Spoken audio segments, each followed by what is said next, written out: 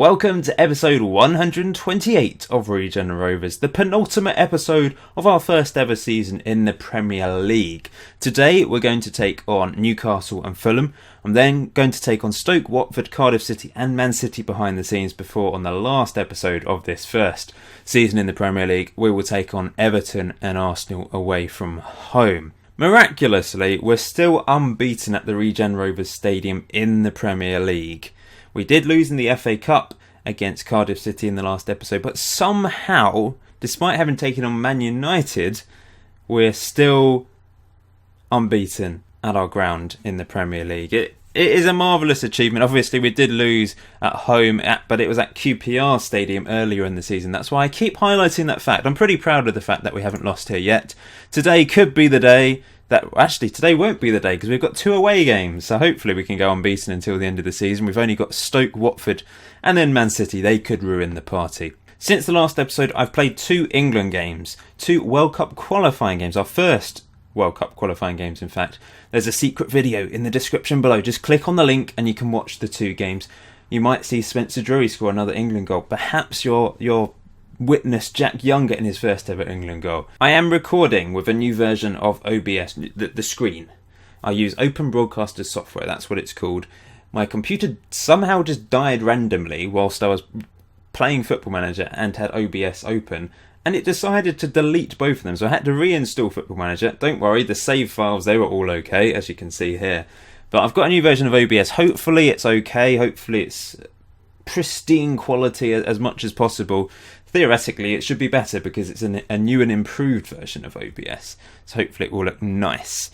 Anyway, you want to know how we've been getting on in the last few games. So we are 9th in the table heading into these games against Newcastle, who are 6th, and Fulham, who are 11th. So teams around us, we're probably not going to catch up with Newcastle realistically, but we want to try and stay ahead of Fulham, that's for sure.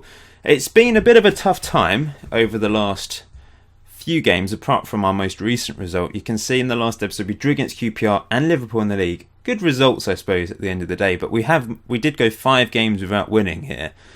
We actually went to Spurs and lost 2-1. That is to be expected, though. Can't really hope for much better than that. Lorenzini managed to score a game, which was good.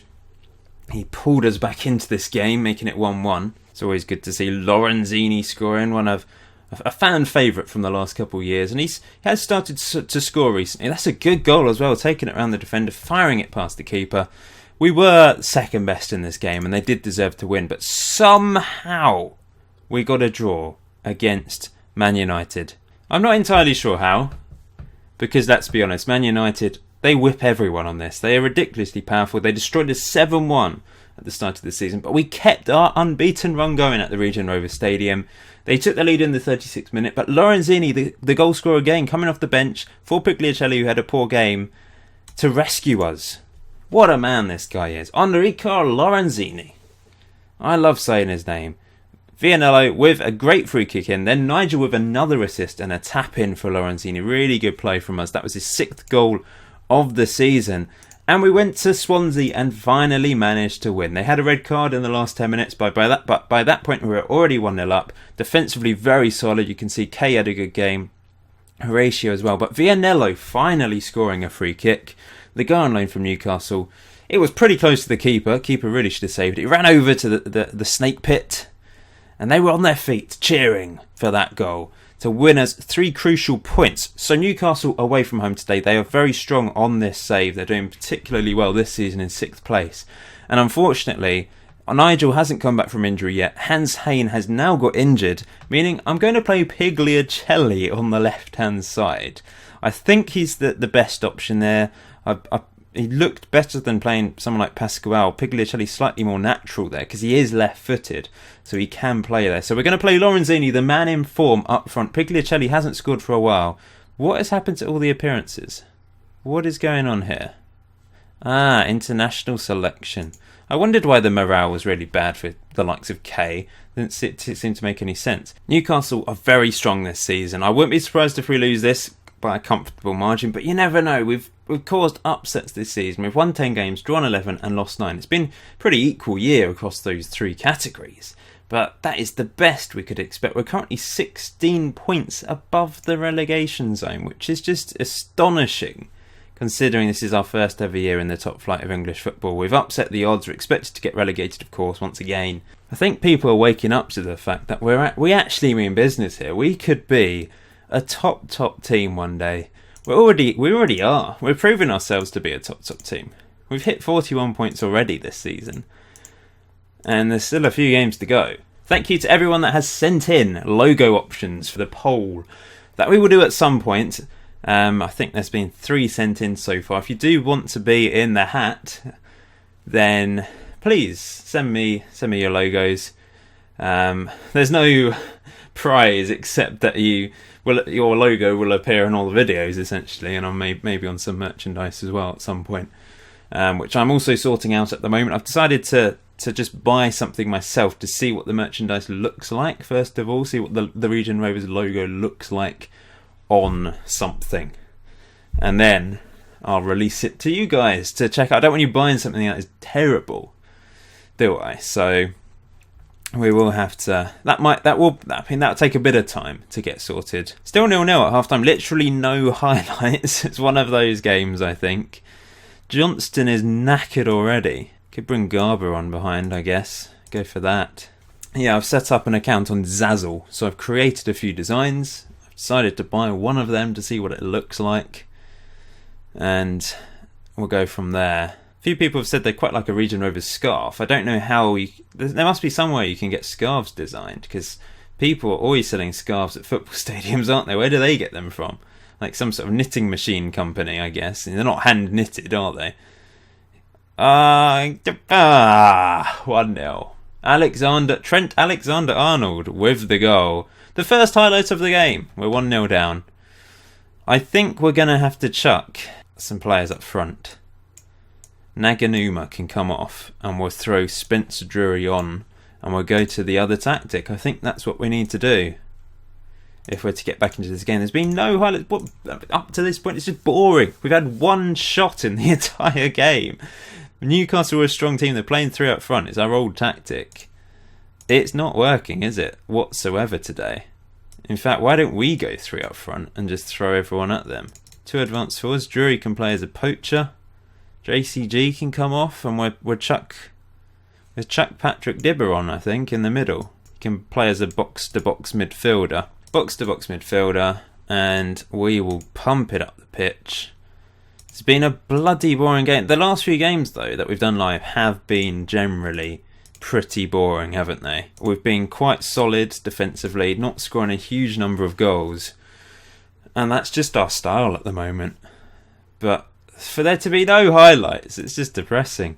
Come on, guys. Let's chuck Garber there then. Dean can go and play as an attacking wing-back. Bettenstad can do the same. Overload it is. But I think we're going to lose this one. Highlight. Why has it gone dark again? It's like the Liverpool game. It's just randomly gone dark. What is happening? I have no idea. Sorry that it's suddenly gone dark as Lorenzini has our first meaningful shot. That was our first shot on target in the entire game. It was a pointless shot from miles away. It's been a poor game. And this is a free kick to Newcastle to seal it. No, Kay catches it. 50 seconds. Can we somehow muster an equaliser? No. Oh, in fact, wow, he's blown the whistle early, hasn't he, there? Poor game. 1-0 defeat. Newcastle fighting for Europe, I guess.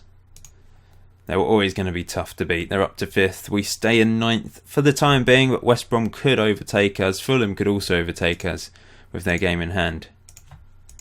Drury hasn't scored for 7 matches. That's not too bad. It could be a lot worse. So, we've made a couple changes for the game against Fulham. Nigel's back into the team on the left-hand side. Vianello is back at right back. Pigliacelli's now up front instead of Lorenzini. But I'm going to keep the faith with this tactic. It tends to be a little bit more solid away from home. And Fulham have been playing 3 up front like the Newcastle team. It's very hard to defend against a 3 up front, I find. But we're going to give it our best shot. Some sad news, I'm afraid. Lee Zelis has decided to retire from football despite being capped by England a couple of times at the start of this season. He couldn't find a new club, or he rejected contracts from everyone, and he's gone. He's started up his own PC game company, trying to create competition for civilization. I did offer him so many contracts this year, by the way, for those upset that he didn't stay at the club and he just didn't want to come back.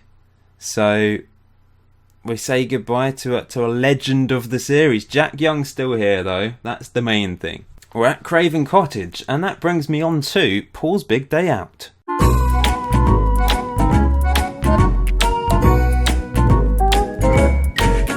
Yeah, for the first time ever, I've decided to do a football stadium as Paul's big day out, which you might think is a bit strange, but there's something about it. I like it. I've been there a couple of times, and I love how it's right next to the River Thames. You've got the wind blowing in, especially in February and March and other cold times of the year. And there's just something about it that is quite homely. It's a real old traditional football stadium. I love the frontage as well. It goes out onto the street. It just looks really nice.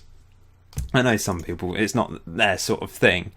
But I like it. And I'd recommend, if you're in London, go along to a game.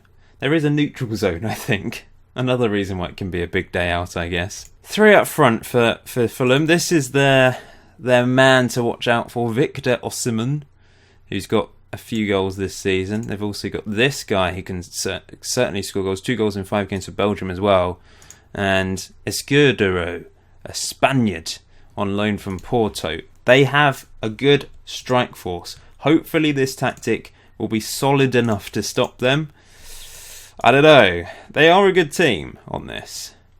But we are 2 points ahead of them for a reason. We've had a very good season. Let's give it our roll. With Pigliacelli up front, we have every chance. He hasn't scored for a few games now, I don't think. Lorenzini's more of the man in form, but we've got him on the bench to come off and hopefully cause some carnage. Maybe we will go to the 2 up front tactic as well at some point. We'll probably have to if we start conceding goals. This tactic is a little bit dull. Nothing much happens. I'm going to exploit the flanks and maybe hit early crosses into the box. Yeah, another boring game. I'm sorry, guys. Maybe I should just go attacking, but I kind of feel like away from home, it's a little bit suicidal. Just give a bit of a boost to the midfield and to Pigliacelli.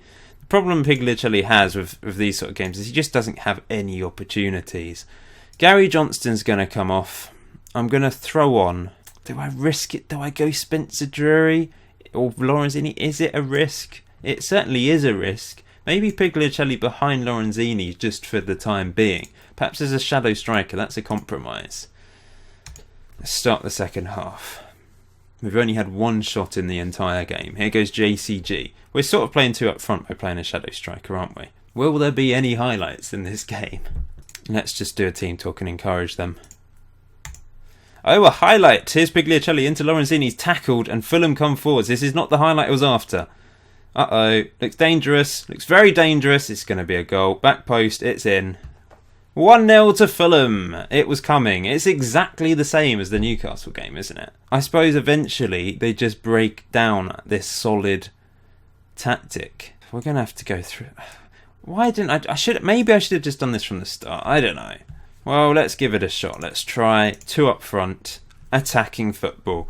Can we break Fulham down, or will this make things worse for us? It's a corner. JCG whips it all the way back to Lorenzini. Lorenzini turns, well, it's not a shot. Penalty! Pigliacelli, he misses penalties, doesn't he? But he also scores them. I think penalties are just a bit unpredictable in this game. Come on, the pig! Pigliacelli, please, get the equaliser. He steps up and slots it home for 1-1. I'm probably should keep it on this attacking tactic. In fact, maybe we should just go... We'll go standard, but keep it with the same instructions and attacking football. JCG's going to come off. I'm going to throw on Pascual. Well, at least we got a goal today from one of our actual players, not an own goal. Here's a free kick. Vianello into Williams. It's into Schultz. Play it out. No, not out wide. Here's Naganum, Lorenzini, Pascual. Oh, I thought it was going to be another pencil. It's crossed in. Pigliacelli 2-1. It's worked. We've turned this game on its head. That's his 20th goal of the season. I was hoping he would get there, and he has. He's had a cracking season. There's been the old game where he's played pretty poorly, but he has been our best player on the whole, hasn't he? Crucial to our survival and flight into the middle of the table. I'm going to take off Naganuma and bring on Garba. 15 minutes to hang on. I'm going to turn off Be More Expressive. I mean, maybe now it's the sensible time to go structured defensive, but then they'll push on and we'll have to soak up so much pressure. If we just play a natural game as if it's still a draw or something, we might play a bit better. 2 minutes, 1 minute, 10 seconds of injury time. Can we get an incredible away win here? Garba, back to Vianello. Knocks it up the pitch, and that's it. We've managed to win despite only having 5 shots all game. We've turned this game around thanks to Giuseppe Pigliacelli. Brilliant stuff. And Pasquale came off the bench as well to contribute with an assist. And we're still in 9th, but more importantly we're 4 points clear of 10th, which is absolutely brilliant. Pigliacelli is only 1 league goal away from an £140,000 bonus, which he deserves, doesn't he? He has been fabulous this season for us. The next few games then are crucial because the end of the season is very tough. We've got Stoke, who are 8th, so that's going to be tough in itself. They're the team just above us. Watford, who are 13th. Cardiff City, who are in the relegation zone. But then Man City, who are currently top of the table. So that's going to be very, very hard. The last episode of this season will be against Everton and Arsenal. 2 away games. They're both going to be very tough as well. Although Everton are in the relegation zone, look like they're going to go down, so we should be winning that. Arsenal, on the other hand, will be very hard. But thanks for watching today's episode. Please smash that like button if you're still enjoying the season, still enjoying the series. And I will see you in the next episode. What a season it has been. Let's end it on a high.